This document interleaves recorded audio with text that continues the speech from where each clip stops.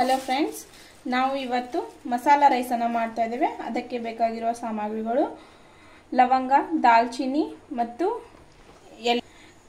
ಉದ್ದವಾಗಿ ಹೆಚ್ಚಿರುವಂತಹ ಈರುಳ್ಳಿ ಮತ್ತು ಸಾಜೀರಿಗೆ ಮತ್ತೆ ಕಾಟ್ವಾ ಮಸಾಲ. ಈಗ ನಾವು ಕುಕ್ಕರ್ ಅನ್ನು ಗ್ಯಾಸ್ ನಲ್ಲಿ ಇಡ್ತಾ ಇದ್ದೇವೆ. ತಮಗೆ ಎಣ್ಣೆ ಎಷ್ಟು ಬೇಕು ಅಷ್ಟು ಎಣ್ಣೆಯನ್ನು ಹಾಕೊಳ್ಳಿ.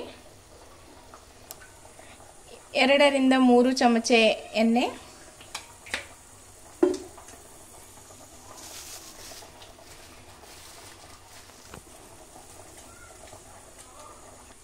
ಎಣ್ಣೆ ಕಾದ ನಂತರ ನಾವು ಅದಕ್ಕೆ ಸಾಜೀರಿಗೆ ಹಾಕೊಳ್ಳೋಣ. ನಂತರ ಎಲೆ, ಲವಂಗ ಮತ್ತು ದಾಲ್ಚಿನ್ನಿ,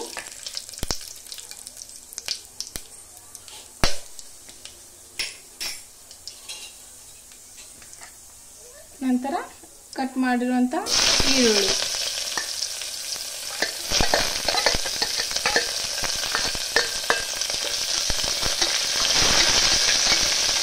ಈರುಳ್ಳಿ ಬ್ರೌನ್ ಕಲರ್ ಬರೋವರೆಗೂ ಫ್ರೈ ಮಾಡಿ.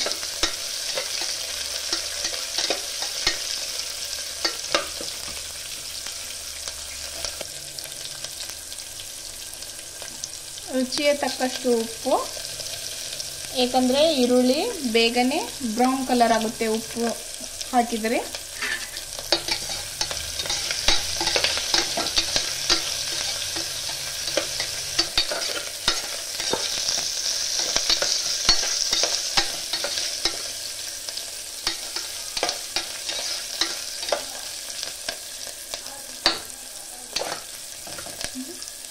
ನಮಗೆ ಎಷ್ಟು ಬ್ರೌನ್ ಸಾಕು.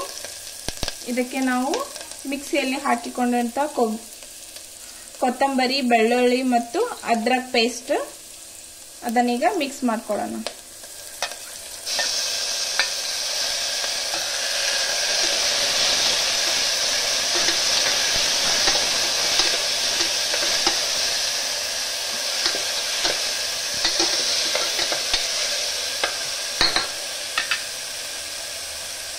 ಈಗ ಅದಕ್ಕೆ ಕಾಟ್ವಾ ಮಸಾಲನ್ನು ಹಾಕೊಳ್ಳೋಣ.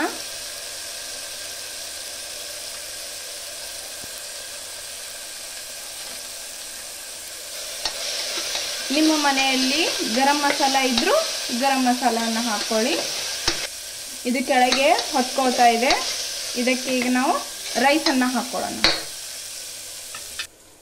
ಅರ್ಧ ಕೆಜಿ ರೈಸ್ ಅನ್ನ ತಗೊಳ್ತಾ ಇದ್ದೇವೆ. ಇದನ್ನ ನೀರಲ್ಲಿ ವಾಶ್ ಮಾಡ್ಕೊಳ್ಳೋಣ.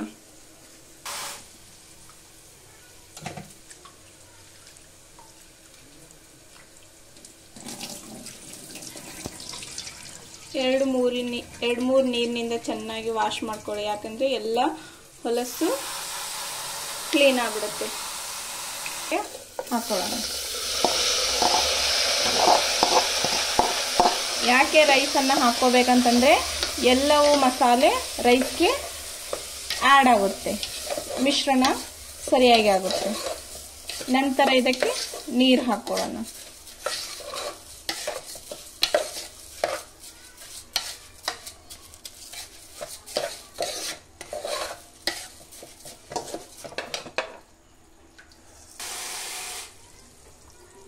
ಅಕ್ಕಿ ಎಷ್ಟು ತಗೊಂಡಿರ್ತೀವಿ ಅದರ 2 ಗುಣ ನೀರನ್ನು ಹಾಕೋಬೇಕು.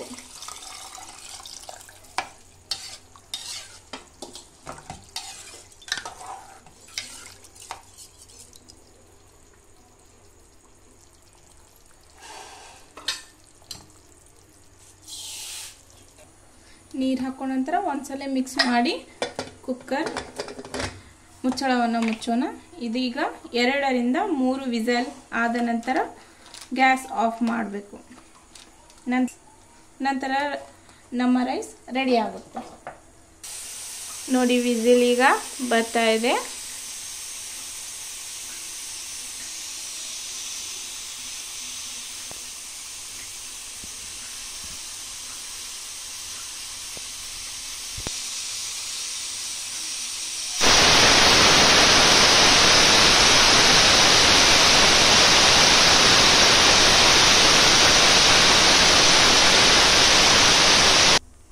ಮೂರು ವಿಸಿಲ್ ಆಗಿದೆ. ಗ್ಯಾಸ್ ಅನ್ನು ಆಫ್ ಮಾಡಿದ್ದೇವೆ. ಈಗ ಉಳಿದು ಈಗ ಓಪನ್ ಮಾಡೋಣ.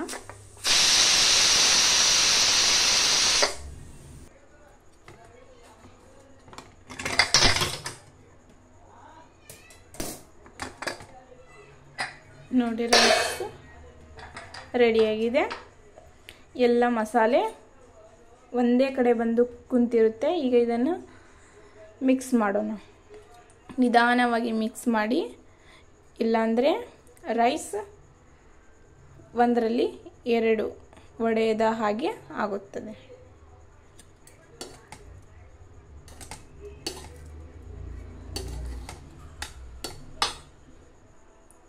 ಮಿಕ್ಸ್ ಆಗಿದೆ. ಈಗ ನಮ್ಮ ರೈಸ್ ರೆಡಿಯಾಗಿದೆ. ಇದರಲ್ಲಿ ನೀವು ಚಿಕನ್ ಆಗಲಿ, ಮಟನ್ ಸಾರು, ಚಿಕನ್ ಸಾರು, ಇಲ್ಲಾಂದರೆ ಎಗ್ ಮಸಾಲ ಇದರ ಜೊತೆಗೆ ನೀವು ಸೇವಿಸಬಹುದು.